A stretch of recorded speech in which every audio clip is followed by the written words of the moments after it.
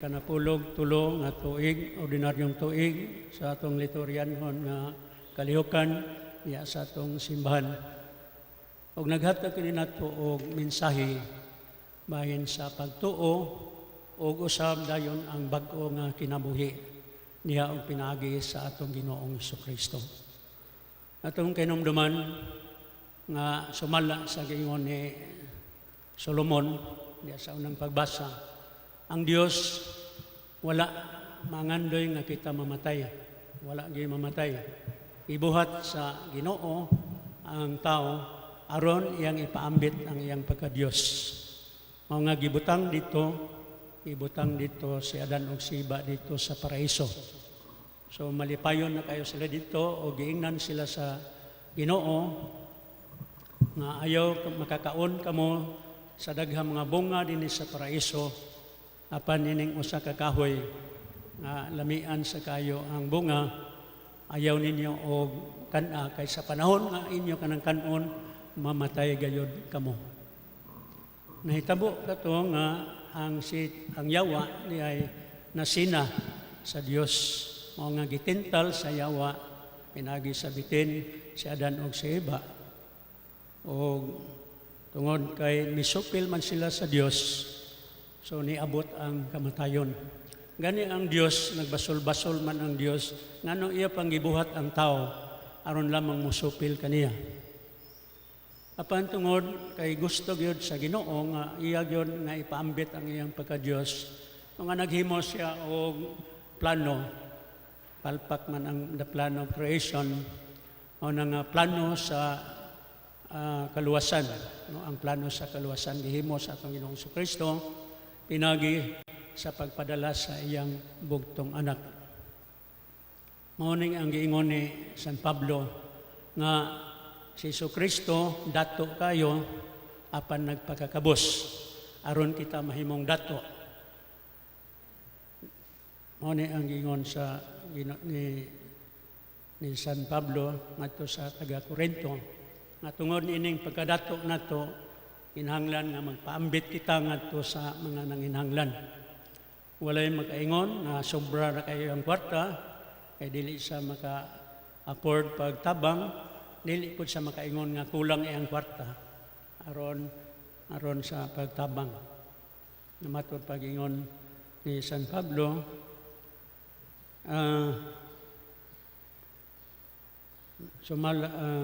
unya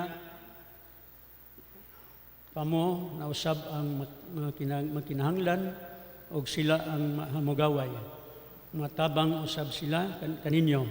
Nining pagiha magtinabangay kamo sumala sa gingon sa kasulatan, ang daghag tinigom wala masobrahi. Og ang jutay tinigom wala usab makulangi. So sa lakton nga pagasulti nga bisan unsa kagamay nga atoa kinahanglan atong itabang ngadto sa mga nanginahanglan. O dinhi sa atong santos nga ebanghelyo karon, miabot na nga atong Ginoong Hesukristo sumala gayud sa gitag-an sa mga propeta.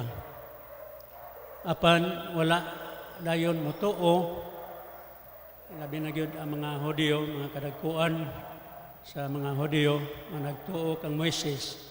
Apan sa pag-abot na ni si Kristo, ilang gisalikway ang atong Ginoo. Mao nga ang atong Ginoo naghimo og mga butang nga katingalahan, iyang giayo ang nakalinlain mga sakit o balatian, iyang gipalakaw ang mga bakol, iyang gitambalan ang mga buta o nakakita ang mga buta, o gani iya pagyud nga gibanhaw ang katong namatay na. Kini nagpadayag nga si Hesukristo mao gyud kini siya ang Mesiyas nga gipadala sa Dios. Apan wala pagyud ni masabti pag-ayo ang atong Ginoong Hesukristo. Wala siya masabti nga siya mao na gyud ang gipadala. Mao na gingon ang atong Ginoong Hesukristo diha sa atong sa katapusan sa ebanghelyo. O gilabihan gayud nila kay bulong sa nahitabo, apan gipinahan sila ni Jesus sa dili pagpanuginon kang bisan kinsa mahitungod niini ug siya maingon, pakana ninyo ang bata. Mao ning gitawag sa English og messianic secret. Kay wala pa moabot ang panahon aron ipadayag sa atong Ginoong si Kristo nga siya gayud mao ang anak sa Dios nga gipadala sa Amahan. Daghan na ang mituo kaniya, apan daghan sa biyapon ang wala motuo kaniya. So pinagi pagtuo gani ang iyang gitambalan ini ang una ang anak ni Jairo. Kini si Jairo opisyal kini siya sa sinagoga. O bantugan kini siya tao sa sinagoga. Gani ang nangulo dito, ang ubang nangulo sa sinagoga wala man mo mudawat sa atong Ginoong Kristo. Apan kini si Jairo nihapa sa tiilan ni Jesus og nagpakitabang, no? Nga tabangi in taon ang anak kong gamay nga anak kong babae kay hapit na siya mamatay.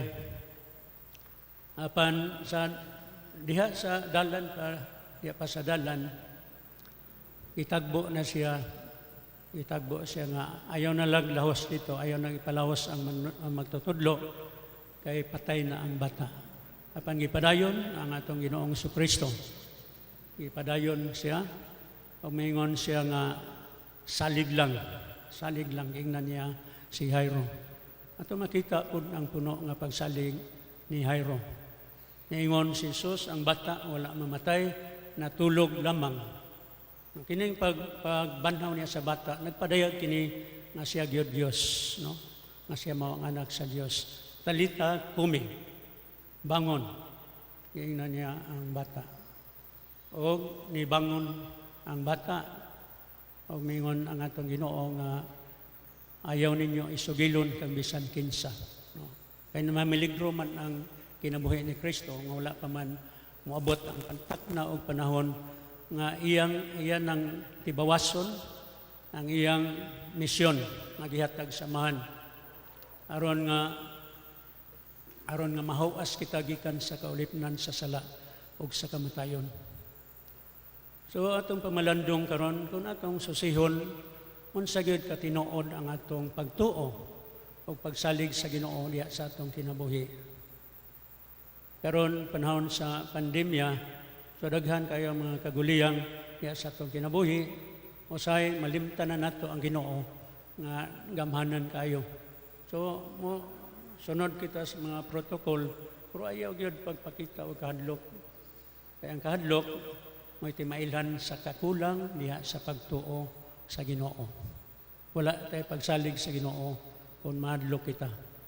Dili kita mahadlok tungod kay kung maabot gyud atong kamatayon, dili mangyapon ta mamatay.